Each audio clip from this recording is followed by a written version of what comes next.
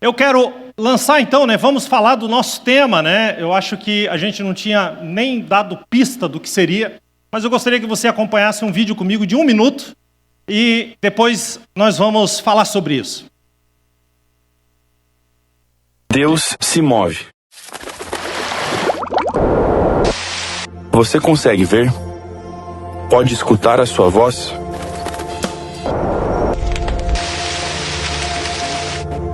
Muitas distrações brigam pela nossa atenção. Mas um chamado ecoa para um propósito que vai além de nós mesmos. É inegável que você é diferente de mim. Pessoas diferentes, passados diferentes, experiências e interesses diferentes. Somos todos distintos uns dos outros. Mas Jesus orou que eles sejam um. E a partir dele, conhecer a Cristo e fazê-lo conhecido é o nosso propósito. Unidos por um nome, Jesus. Amando ao próximo e vivendo uma vida de entrega. Nos livrando de tudo que não traz glória a Ele. Corações apaixonados preparando a sua noiva para o dia do Senhor. Quando o Filho do Homem virá para reinar. Hoje, Cristo é quem nos faz um e Ele é suficiente. Nós somos a sua igreja, um só corpo totalmente consagrado ao Rei dos Reis, de quem temos visão e direção. Que toda tribo, língua, povo e nação o conheça cantando, Santo. Ele nos envia e nos comissiona. Ele é o caminho, a verdade e a vida. E mesmo sendo muitos, o seu chamado é, sejam um. E a nossa resposta, nele somos. Uma igreja, uma visão, um coração.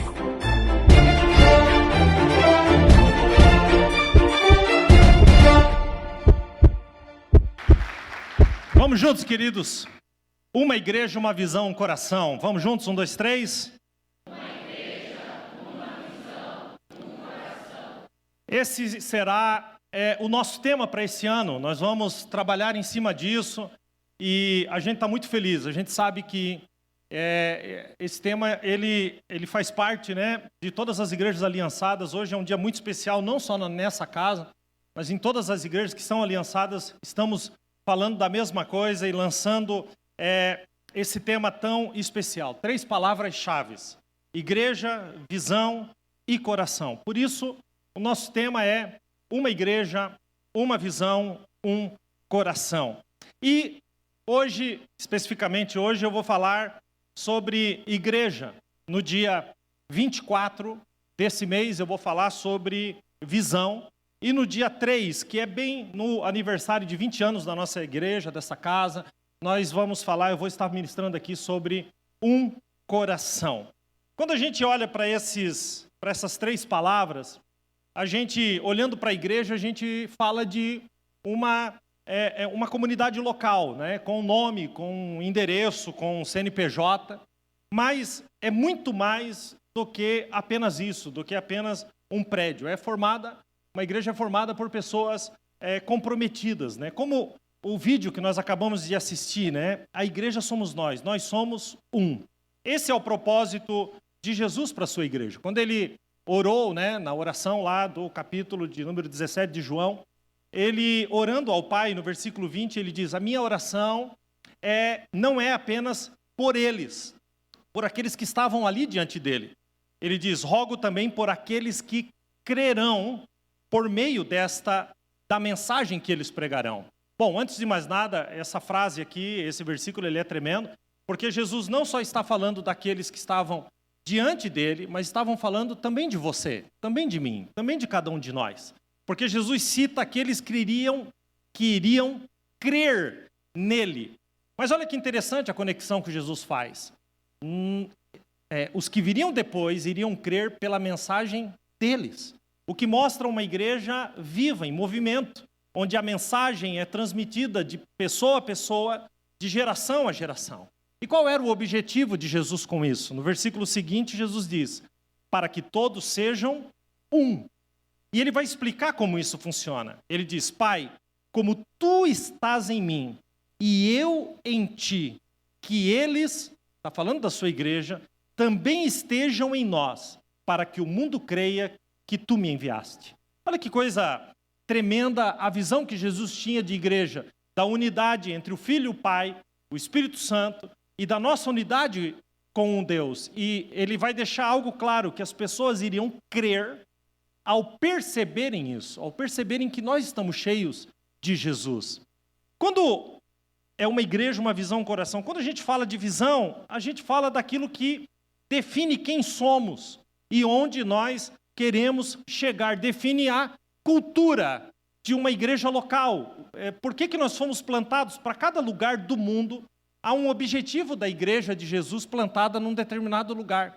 E quando eu falo de visão, nós estamos falando de qual é a cultura da igreja local, qual é a cultura da Igreja Restauração nesse bairro, nessa cidade, nesse estado, né, no Brasil, e o que Deus tem, qual é a expectativa dele para nós.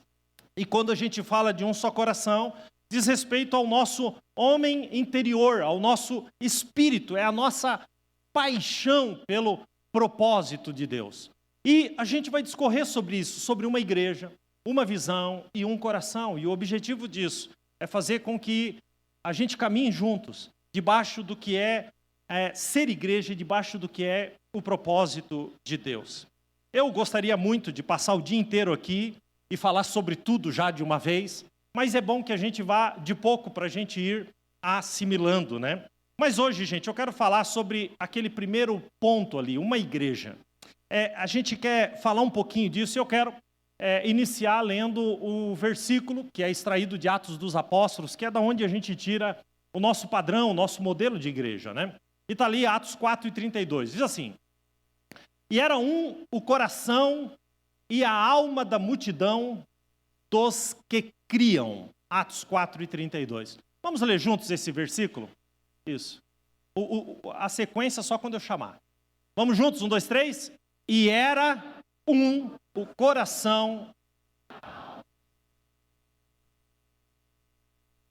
Eu acho interessante porque esse versículo, ele resume uma igreja viva, uma igreja contagiante, uma igreja crescente, que ao mesmo tempo, né, de estar crescendo e cada vez se multiplicando mais, ela não perdia a sua essência, ela estava sempre com o mesmo objetivo, tinham absolutamente tudo em comum, o coração deles e a alma era um só de todos aqueles que criam, ou seja, todos tinham o mesmo nível de experiência com Deus, todos foram alcançados pelo sacrifício de Jesus, pela salvação.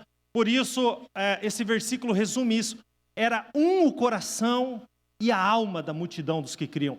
Esse é o objetivo de Deus para a sua igreja, sabe? Bom, eu amo, né, gente, falar de igreja. Na verdade, desde pequeno, meu pai se converteu, eu tinha ali meu 1 ano de vida, então não lembro como era a família sem a presença de Jesus. E houve uma entrega total da minha família, do meu pai, da minha mãe. Minha mãe se entregou primeiro para Jesus, depois veio o meu pai. E a nossa casa foi impactada pela presença de Jesus, a casa mudou. E a nossa casa, nós fomos criados dessa forma, né? Nós somos em 5 irmãos e nós fomos criados nesse ambiente de igreja. O meu pai sempre foi voluntário na igreja, minha mãe trabalhou com lideranças, meu pai, ele hoje não pastoreia mais, mas pastoreou décadas da vida dele, e a gente sempre foi criado desse ambiente, sabe? Aquele ambiente de reuniões, né? Dos simpósios, das conferências, dos congressos, e cada um deles tinha um nome. E foi dentro desse ambiente de igreja que eu conheci os meus amigos, que eu fiz amizades, que eu fiz os meus principais amigos, e tudo que a gente fazia em torno da igreja, né? Foi no ambiente de igreja, não tanto no ambiente da igreja, mas ali na calçada da igreja, que eu conheci a minha namorada, né? Minha esposa, né? Conheci, porque antigamente, gente, em toda a igreja tinha um carrinho de pipoca pro lado de fora na calçada. Os caras vendiam pipoca no final do culto e a gente ficava ali comendo pipoca e dando, né? Todo mundo era jovem, culto de jovens, a gente dava aquela fuzilada, né? Para ver se Jesus, onde está a minha varoa, né? Quem sabe o Senhor aqui. E a gente recebia as palavras proféticas nos cultos dos jovens, Deus está preparando. E eu fiquei pensando, Senhor, será que não está aqui? Não é que eu achei, gente, no carrinho de pipoca? Ela não estava vendendo pipoca, mas nós estávamos comendo pipoca. E eu encontrei a minha namorada num ambiente de igreja. A gente namorou, a gente noivou, a gente casou, a gente teve os nossos filhos, nós apresentamos os nossos filhos na igreja. Eu amo igreja, eu amo igreja. Eu não sei você, mas eu amo a igreja. Eu amo o que Deus faz, como o Senhor transforma as vidas, como o Senhor muda as famílias, como o Senhor dá um novo propósito para a vida de pessoas sem rumo, muitas vezes. Pessoas são completamente impactadas pelo Evangelho, e eu poder acompanhar isso, ver isso com os meus próprios olhos, eu poderia passar o dia inteiro aqui testemunhando do que o Senhor faz. Eu vou dizer uma coisa para vocês, eu amo igreja. Esse final de ano, a gente ficou um domingo sem culto, gente, porque no Natal ali, nós, o nosso objetivo é que os membros, a comunidade da fé, a família da fé, ela se reúna também em família. Nós ficamos um final de semana sem. No outro final de semana a gente já estava falando, poxa, eu estou com um pouco de saudades da igreja. Quer dizer, ficamos ali, 10 dias sem vir à igreja e já sentimos falta. Então, a igreja, ela aponta para isso. Igreja, a palavra igreja, ela significa eclésia, Ela vem do termo eclésia, do grego, que significa chamados para fora. Espiritualmente falando, isso se refere a todos aqueles que são chamados para fora. Para fora da onde? Para fora do sistema mundano, para se tornarem membros da família de Deus. E a palavra igreja, ela aparece mais de 100 vezes só no Novo Testamento, mas 2 vezes Jesus citou a palavra igreja. E em situações distintas, o que nos mostra os 2 lados de uma mesma coisa. Um completa o outro. E a primeira menção que Jesus faz, eu normalmente cito esse versículo, amplamente citado aqui, é Mateus 16:18, quando diz, também eu te digo que tu és Pedro, e sobre esta pedra, Jesus falando dele como a pedra de esquina, ele diz, eu edificarei a minha igreja e as portas do inferno não prevalecerão contra ela. Esse texto, Jesus está falando da igreja no sentido espiritual, no sentido universal, aquela igreja que é celestial, que é eterna. Aqui Jesus estava se referindo a todos os crentes de todas as épocas, todos os que creram em Jesus, mas já morreram, os que creem hoje em Jesus e estão vivos aqui, os que crerão caso Jesus não volte. Essa expressão dentro desse texto está falando dessa igreja, como eu disse, celestial, eterna e universal, de todos aqueles que viveram antes de nós, que estão vivendo agora e que ainda viverão, que ainda nascerão. Jesus estava se referindo a esta igreja. Mas quando Jesus vai se referir a segunda vez, então ele vai se referir a uma igreja como essa aqui, uma igreja local, onde as pessoas se reúnem. E Jesus falando sobre esta igreja, ele vai usar o mesmo termo, mas como eu disse, uma moeda com 2 lados. O primeiro, a espiritual, a universal, aquela que vem e que alcança todos os crentes em todos os tempos, como eu disse aqui. Mas na segunda vez, Jesus vai dizer lá em Mateus 18:15, ele diz, se o seu irmão pecar contra você, vá a sós com ele e mostre-lhe o erro. Mas se esse irmão não ouvir, leve consigo mais 1 ou 2. Se ainda assim ele se recusar a ouvi-lo, olha o que Jesus diz, conte à igreja. E se ele se recusar a ouvir também a igreja, trate-o como pecador. Aqui Jesus vai se referir, queridos, a uma igreja local, específica, mostrando procedimentos práticos dentro de uma igreja local. Se por um lado, Jesus aponta para uma igreja espiritual que envolve todos os crentes que já viveram, já passaram por essa terra, os vivos que ainda nascerão. Por outro lado, Jesus está apontando para uma igreja local, para uma igreja menor, para uma comunidade. Então, Jesus deixa muito claro, queridos, que a igreja é muito mais do que um prédio, porque Jesus, ao citar essa igreja local, ele está dando uma orientação de como tratar aqueles que insistem em permanecer no erro, no pecado, e como isso deve ser cuidado. Para Jesus, a igreja era um ambiente onde as pessoas congregavam, tinham ali, estavam debaixo da bênção dos que ali lideravam. É como se Jesus estava falando de um lugar de prestação de conta, onde as pessoas são discipuladas, onde as pessoas são corrigidas, a ponto, nós lemos em outros textos, até de, ao não aceitarem disciplina, o entendimento da palavra, essas pessoas deveriam ser desligadas. O que eu quero dizer é que Jesus, ao mencionar essas duas expressões, Jesus mencionando a igreja em duas expressões diferentes, ele estava deixando claro que, primeiro, você não pode dizer que faz parte de uma e não faz parte da outra. Você não pode dizer que faz parte da igreja a espiritual de todas as eras e que envolve todos os salvos, sem dizer que participa de uma igreja local. Isso não existe e isso está sendo amplamente pregado hoje, que você não precisa de uma igreja local, que você não precisa ter uma responsabilidade numa igreja local.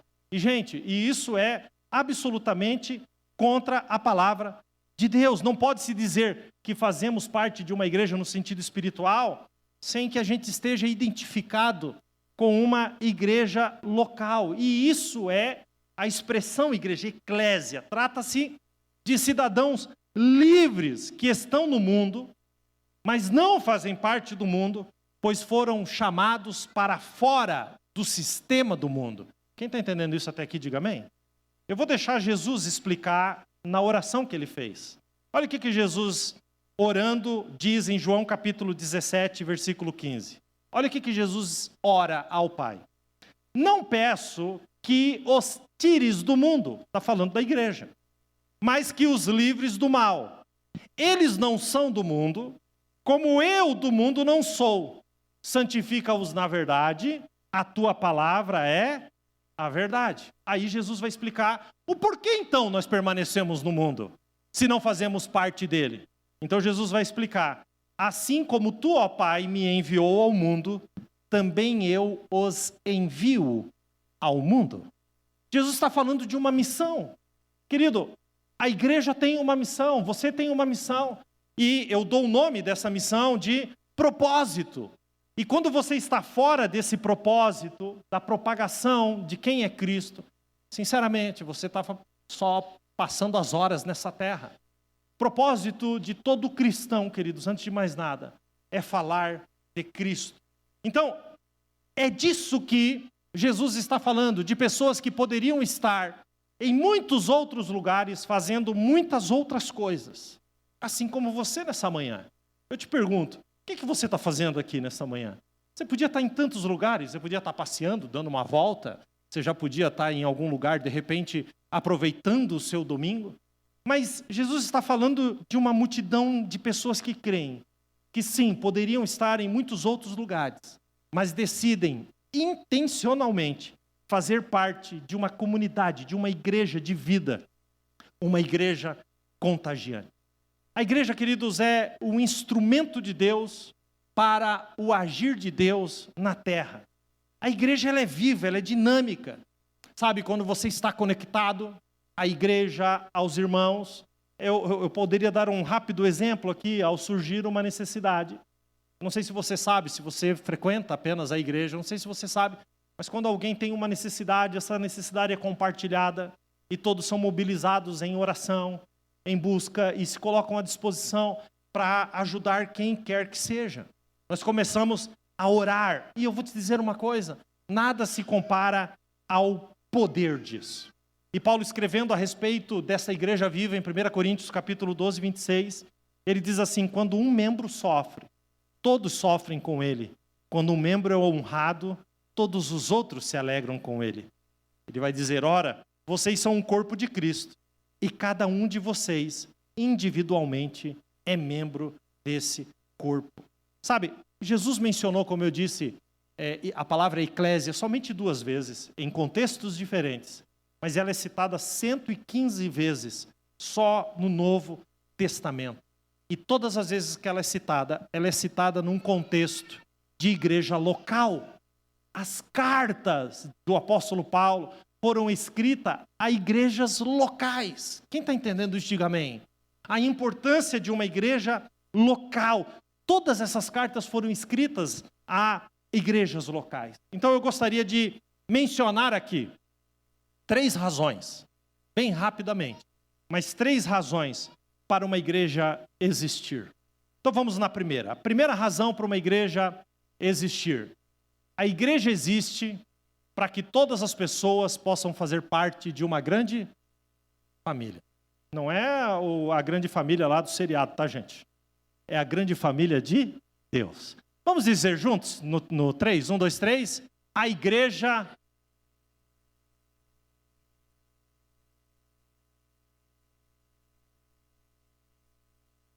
Salmo 68, 6 diz assim: Deus faz com que o solitário more em família. Eu acho interessante porque existem algumas traduções desse texto. E existe uma tradução que diz: Deus faz com que aquele que não tem família more em família. A que família exatamente Deus estava se referindo? Queridos, eu não tenho dúvida que esse texto está mencionando a família da fé. Deus faz com que o solitário more em família. Na Bíblia, a gente encontra diversas figuras para ilustrar o que é uma igreja. Mas todas as figuras apontam para a natureza coletiva da igreja. Irmão, você não pode andar sozinho. Nós não podemos caminhar sozinho.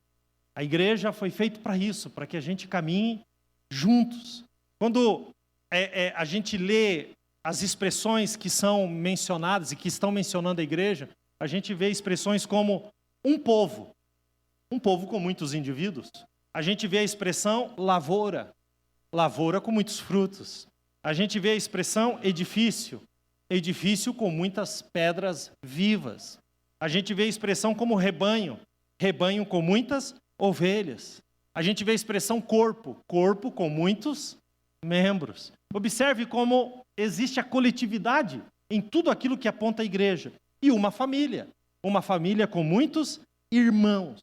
E para mim, a figura que mais expressa a realidade da igreja é família.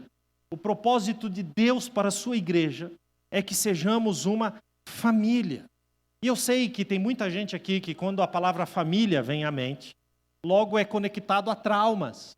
Não foram criados do jeito que deveriam ser criados, não foram amados como deveriam ser amados, não foram cuidados como deveriam ser cuidados. Eu sei que muita gente aqui conecta esta palavra a um trauma, talvez. Mas eu estou falando aqui de uma família de Deus. E na família de Deus, todas as coisas são curadas. Todos os traumas são curados. Na família de Deus existe restauração, e essa restauração é feita com amor. Quando a gente olha para a igreja, a gente tem que vê-la como um lugar onde a gente está sendo plantado. E a gente precisa entender, querido, que esse é o plano de Deus para você. Às vezes eu sou surpreendido por pessoas que me perguntam: pastor, eu quero saber qual é o plano de Deus para mim. E eu sempre começo por aí: querido, antes de mais nada, o plano de Deus para você é ser igreja dentro de uma igreja. É participar, é se aproximar, é romper, é dar um passo a mais, é não seguir de longe. Eu digo que esse é o que Deus tem para nós, que a igreja seja uma família espiritual para nós. Olha o que Paulo escreveu em Efésios 2,19. Portanto, vocês não são mais estrangeiros e forasteiros, escute agora, mas concidadãos dos santos e membros da família de Deus. Quem está entendendo isso, diga amém. Queridos, igreja, família. Nessa grande família existe um pai. Deus é o nosso pai. E Ele preparou uma herança para a sua descendência. É o pai quem nos ama, também é o pai quem nos disciplina. Mas Ele só disciplina quem Ele ama. E eu acho isso maravilhoso. Quando alguém diz: pastor, eu estou sendo disciplinado por Deus, eu digo: querido, quanto mais disciplinado é porque mais Ele te ama. Deus, o Pai, Ele disciplina quem Ele ama. Nessa grande família existe o irmão mais velho, né? Eu também podemos conectar Jesus a essa figura, porque Ele aparece como o filho unigênito. mas depois ele vai ser apresentado como o primogênito, o primeiro entre muitos irmãos. Esse filho é o padrão na família, é aquele que nós devemos seguir como nosso exemplo máximo. Nessa família existem muitos filhos. Onde estão os filhos? Digam amém. Nessa grande família, pessoas são acrescentadas todos os dias. Aqueles que nascem de novo. Nós tivemos 2 agora, gêmeos acrescentados à família, a pequena família do pastor Adriel e da pastora Fran, né, queridos? Então, assim como existe o nascimento natural de filhos que são acrescentados à família, existe também os filhos espirituais, aqueles que nascem de novo e são acrescentados à família de Deus, nascem como filhos numa nova família, levam o nome da família, se tornam participantes da herança e têm os privilégios de fazer parte dessa família, mas também as responsabilidades de fazer parte dessa família. Meu irmão, não existe privilégio sem responsabilidade. E na grande família de Deus, existe vínculos de relacionamento. Porque, queridos, o compromisso é a base de toda família. Assim como na sua casa, na sua família natural, existem os vínculos. Você não pode escolher quem são os seus irmãos, sim ou não? Eu fui criado numa família com 5, e de vez em quando, quando a gente queria machucar o outro irmão numa discussão, quando a gente era pequeno, a gente dizia, você não é mais meu irmão. Se você fizer isso, você não é mais meu irmão. Continuamos irmãos, até hoje seremos até o dia da nossa morte. Queridos, a gente não pode escolher os nossos irmãos. Eu sei que tem alguém que diz, poxa, pastor, que pena essa parte, né? Mas dentro da grande família de Deus, a gente também não pode escolher os nossos irmãos, amém? Então, como disse, né, o Zagalo, que faleceu esses dias, vocês vão ter que engolir, ok? E um ao outro, a gente tem que se suportar. E essa dinâmica é importante, porque a gente aprende a suportar um ao outro. É por isso, queridos, que Deus nos reúne cabeças diferentes, pessoas diferentes, histórias diferentes, debaixo do mesmo teto, para que a gente conviva e aprenda a conviver com as diferenças e amar aqueles que Jesus amou. Quem está entendendo isso, diga amém? Então a família tem muitos filhos. Na família, os vínculos precisam se fortalecer por meio do compromisso mútuo. É fazer realmente com que os irmãos se respeitem. Observem o que diz Paulo em Efésios 4,15. Prestem muita atenção nessa palavra, queridos. Antes, seguindo a verdade em amor, cresçamos em tudo naquele que é a cabeça, Cristo. Dele, todo o corpo ajustado. Escuta, qual que é a expectativa? Todo o corpo ajustado e unido pelo auxílio de todas as juntas, escute agora, cresce e edifica-se a si mesmo em amor. Escute agora, em nome de Jesus. Na medida em que cada parte realiza a sua função. Queridos, todos nós fomos chamados a ter funcionamento dentro de uma igreja. Quem está entendendo isso, diga amém? E nessa grande família, assim como na sua casa, existe disciplina e prestação de conta. Tem ou não tem? Dentro da sua casa, tem que ter disciplina, sim ou não? Dentro da sua casa, tem que ter prestação de conta, sim ou não? Lá a pessoa não sai a hora que quer, chega a hora que quer, do jeito que quer. Não, não é assim. Não é assim que uma casa tem que funcionar. Tem que haver uma prestação de conta. E existe uma forma bíblica de comportamento. Não se esqueça que prestar conta gera segurança, gente. Prestar conta gera segurança. E dentro de um contexto bíblico, você deve se submeter à vontade de Deus estabelecida por Deus em sua palavra. O que isso significa dizer? Que lá dentro da nossa casa, minha e da minha esposa, os nossos filhos, eles nasceram e foram criados debaixo daquilo que eu e a minha esposa estabelecemos como aquilo que deve ser correto dentro da nossa casa. A dinâmica dentro da nossa casa, ela parte de nós para eles. E foi assim a vida toda. Obviamente que a gente tem que buscar em Deus qual é a forma de criar os nossos filhos. Inclusive esse ano, queridos, tem muita coisa aqui para a família.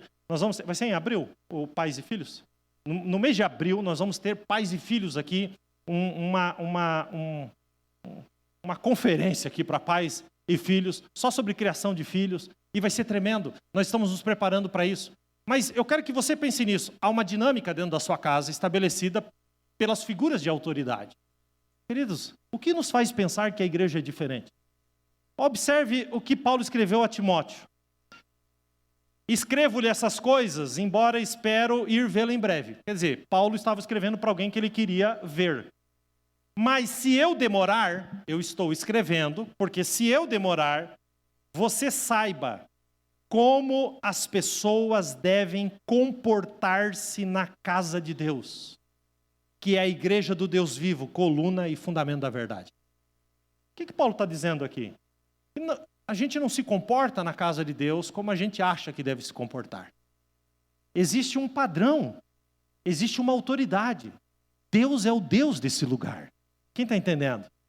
E ele chama esse lugar de igreja do Deus vivo. Não é um Deus morto que não vê o que a gente faz, mas um Deus vivo, coluna e fundamento da verdade. Escute o que eu vou dizer.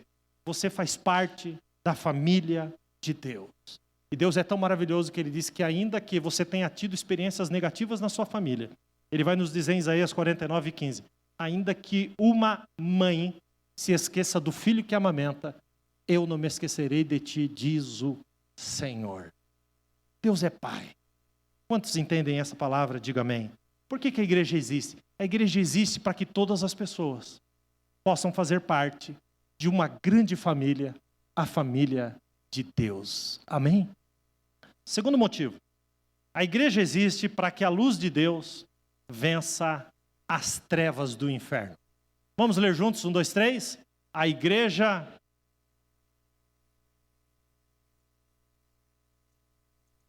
Escute. Jesus passou em diversas cidades aqui no seu ministério terreno. E a gente encontra essas cidades. Jesus, ele nasce em Belém.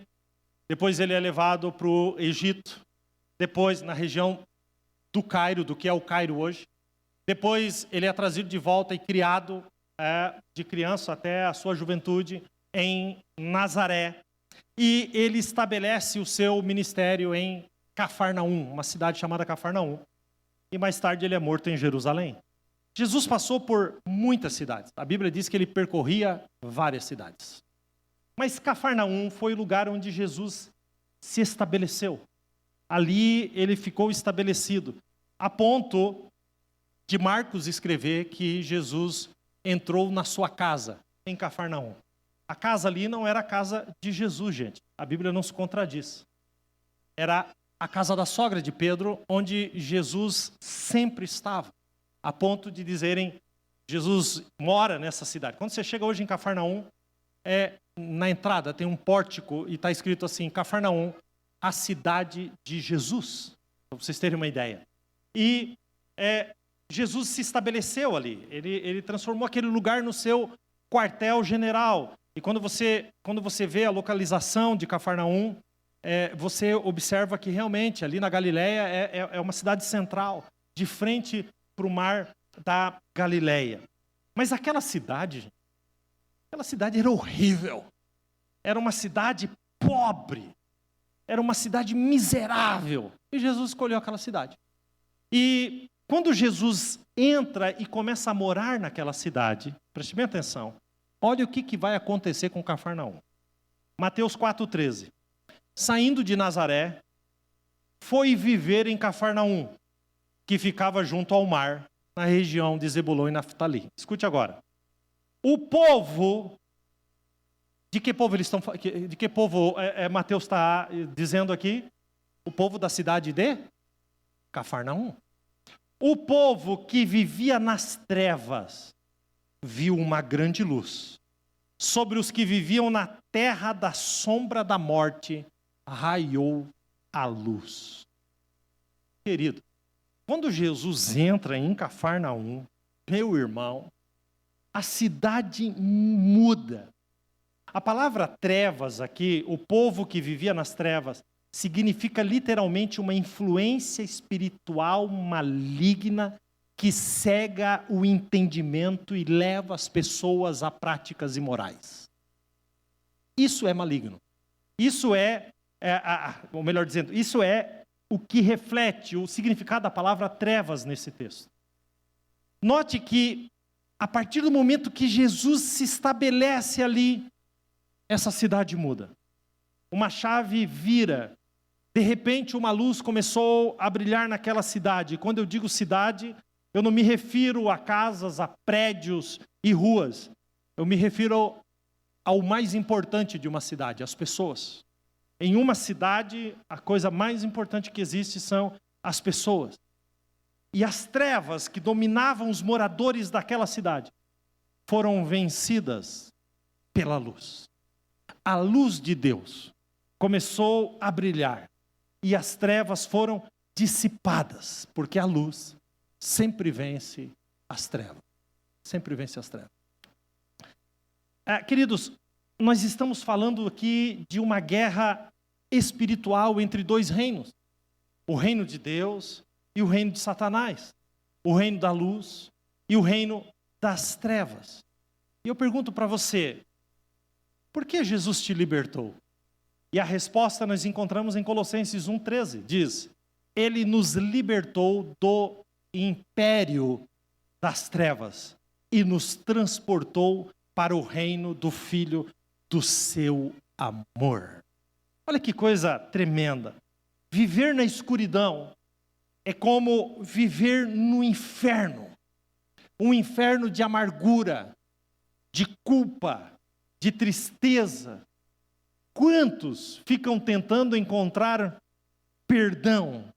A pessoa muitas vezes deseja sair daquela opressão, mas não tem forças para reagir.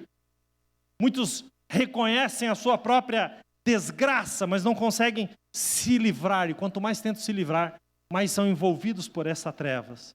E é ali, queridos, que o diabo quer mantê-las. Posso dizer uma coisa para vocês? As cidades estão cobertas pelas trevas. Nós já chegamos em lugares, numa determinada cidade fora do país, do Brasil. A gente chegou uma vez, eu e minha esposa, numa cidade, que a gente percebeu no ar, querido, o peso, a opressão daquele lugar. Sabe, existem casas que têm esta mesma opressão.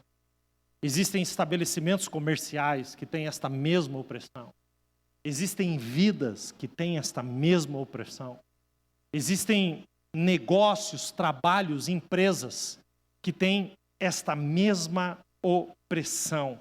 E o diabo quer manter ou nos manter nesse lugar. Porque, como eu disse aqui no começo, trevas, o significado disso é uma influência espiritual maligna que cega o entendimento. Gente, as pessoas não conseguem entender o peso que as cercam.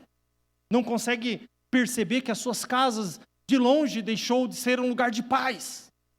Que as suas vidas, que os lugares onde moram.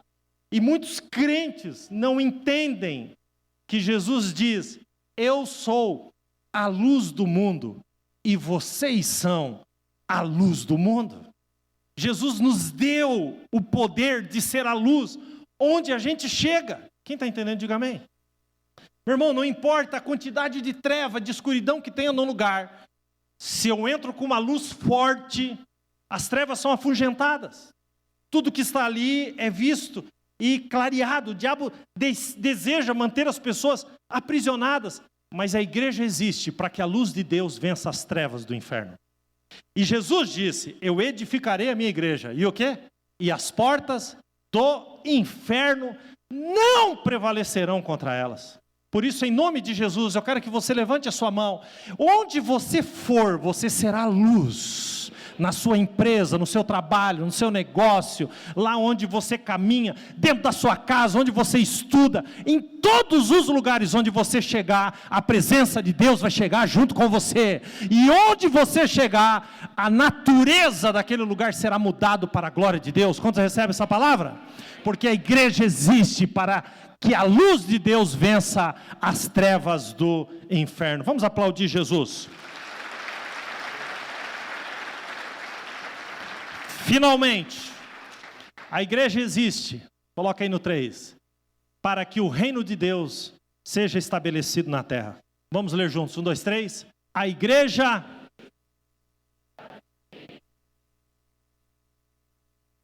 Pastor, o que é o reino de Deus?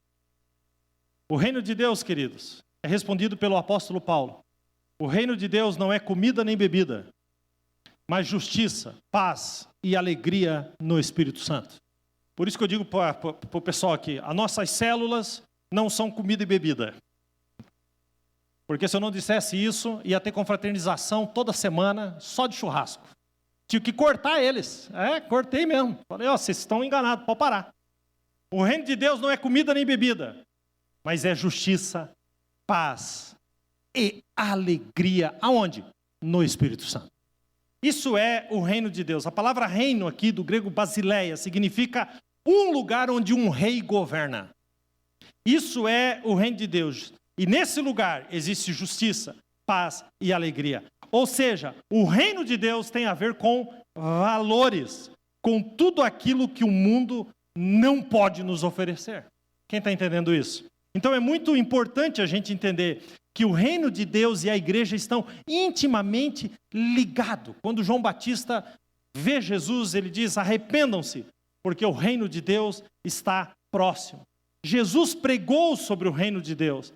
Aliás, Jesus falou, preste bem atenção nisso, muito mais sobre o reino de Deus do que sobre a própria igreja. Uma vez os fariseus perguntaram a Jesus sobre quando viria o reino de Deus.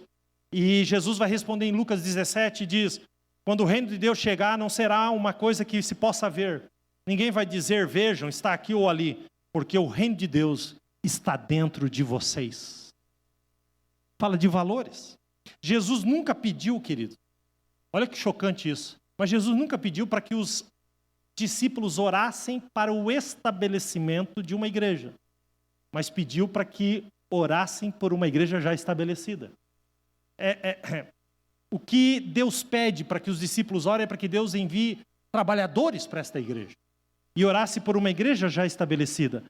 Mas Jesus pediu que os seus discípulos orassem para o estabelecimento do seu reino, porque o reino de Deus fala de princípios e valores, padrões morais da palavra.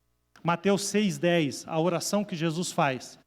Quem lembra? Venha a nós o teu. Venha a nós o teu. E o que vem logo em seguida?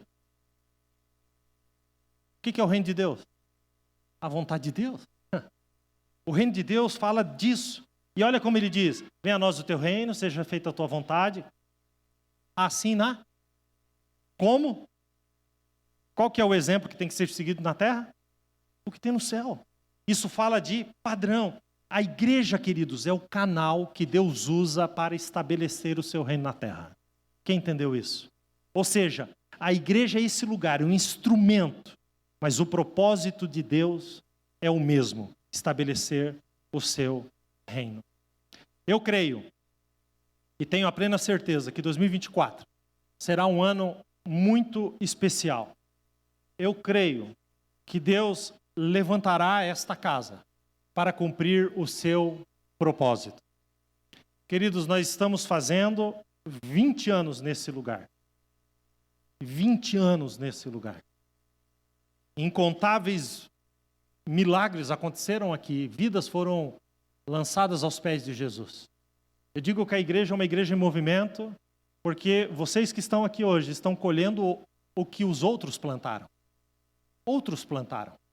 Esses dias atrás, eu até mencionei aí a questão das cadeiras, que há uns anos atrás a gente fez uma campanha aqui de cadeiras e a gente lançou um desafio, que a pessoa comprasse a cadeira dela, da sua família, e que investisse numa cadeira para alguém que não congregava aqui, que nunca tinha colocado os pés aqui dentro, mas que viriam aqui e que assistiriam. Sabe o que significa?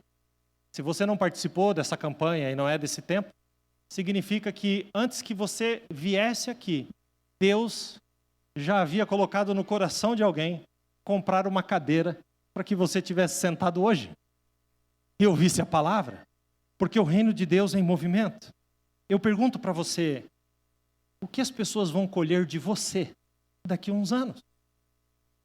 Você não pode mudar, às vezes, aquilo que você está colhendo hoje, baseado naquilo que você plantou, mas você pode mudar o seu futuro, semeando coisas diferentes hoje. Eu citei as cadeiras aqui, mas Queridos, eu não estou falando dessas coisas, eu estou falando de algo que, isso tudo é maravilhoso, mas vai além disso. Estou falando de princípios, de responsabilidade, de conexão com uma casa, com uma igreja. 3 razões por que a igreja existe. Vamos às 3 para a gente relembrar e eu vou encerrar. A igreja existe para que todas as pessoas possam fazer parte de uma grande família. A igreja existe para que a luz de Deus vença as trevas do inferno. A igreja existe para que o reino de Deus seja estabelecido na terra. Sabe? Preste bem atenção. Ame a igreja. Jesus morreu por ela. Nós vamos participar da ceia e nos lembrar disso. A igreja foi estabelecida porque ele morreu. Eu pergunto para você, você ama a igreja? Eu vou mais longe. Você ama a sua igreja local? Você que vem a esta casa, você realmente a ama? Sabe, você tem que colocar o teu coração na balança, porque muitas pessoas usam a igreja, mas não amam a igreja. Sabe, em que lugar você está? Você é um membro efetivo desta casa? A diferença, queridos, de ser um frequentador, talvez você esteja frequentando esta igreja ou qualquer outra há bastante tempo.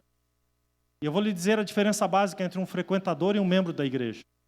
A diferença entre um frequentador e um membro da igreja está em uma única palavra: responsabilidade. Quem é membro é porque assumiu uma responsabilidade. Se você é frequentador, é porque você quer vir, mas não quer ter nenhuma responsabilidade. Frequentadores assistem, membros participam, frequentadores consomem, membros contribuem. E quando eu digo contribuição, eu falo em todas as áreas.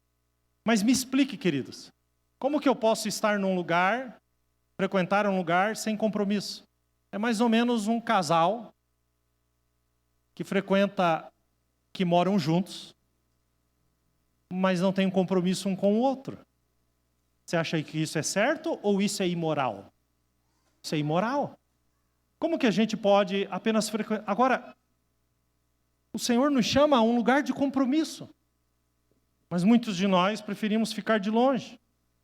E tem gente que fica rodando de igreja em igreja procurando a igreja perfeita. E eu tenho uma notícia para te dar. Ela não existe. Essa igreja perfeita não existe. A igreja perfeita, queridos, é aquela que será arrebatada e se encontrará com o Senhor nos ares. Aquela igreja perfeita, mas enquanto nós estivermos na terra, nós teremos que conviver com as nossas imperfeições. Eu sempre digo que normalmente as pessoas não são ideais, mas são reais. Reais. Nós somos reais. E como pessoas reais, temos defeitos, problemas, dificuldades, e nós devemos nos ajustar. A igreja, a verdadeira igreja, aquela que entregou a sua vida para Cristo, ela tem compromisso com Deus e com a igreja local. E eu vou provar isso na palavra. 2 Coríntios 8:5, Paulo fala a respeito dos irmãos da Macedônia. Olha o que ele vai dizer, 2 Coríntios 8:5. Redobre a sua atenção. Paulo vai dizer assim a respeito desses irmãos. E não somente fizeram o que esperávamos, mas entregaram-se primeiramente a si mesmos ao Senhor. O que eles fizeram por primeiro? Entregaram-se ao, e depois se entregaram a nós, pela vontade de Deus. Queridos, isso é igreja. Isso é igreja. Você se torna um cristão ao se comprometer com Cristo. Mas você se torna membro de uma igreja ao se comprometer com os irmãos. Grave bem isso que eu vou dizer. O comprometimento com Cristo gera salvação. O comprometimento com os irmãos gera comunhão. E igreja é um lugar de salvação e comunhão. Isso é igreja. Isso é igreja. Deus estabeleceu a sua igreja. E escute, quando Paulo vai escrever a Timóteo, ele diz, e eu li, que existe uma forma de se comportar já estabelecida por Deus. não é o seu jeito de ver as coisas, é o jeito que a palavra de Deus vê as coisas. E o que eu estou pregando aqui é algo muito, muito, muito precioso. E quando falo de comunhão, lembro do Salmo 133, eu preguei esses dias. Lembro do versículo 1? Ó, quão bom e quão suave é que os irmãos vivam em união. Sabem? A gente viveu uma crise sanitária no mundo em 2020, 2021, e a gente se isolou. E a gente achou que isso era suficiente.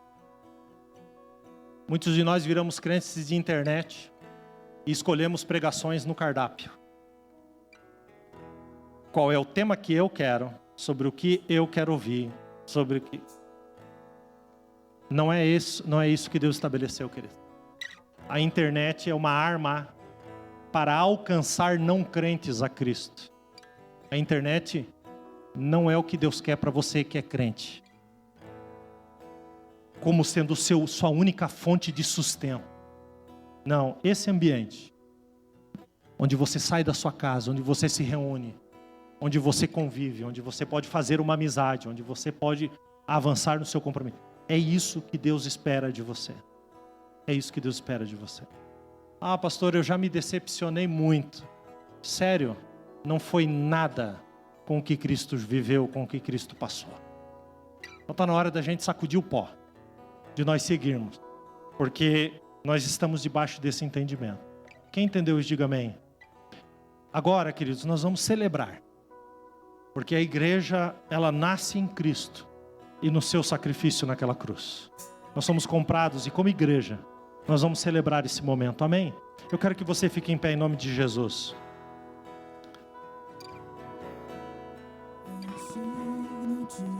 Exaltação, as coisas desse mundo ante a ti perdem o valor. Somente tu és digno de exaltação. Vamos juntos? Tu serás reconhecido em os corações. Vamos juntos, levante suas mãos, vamos.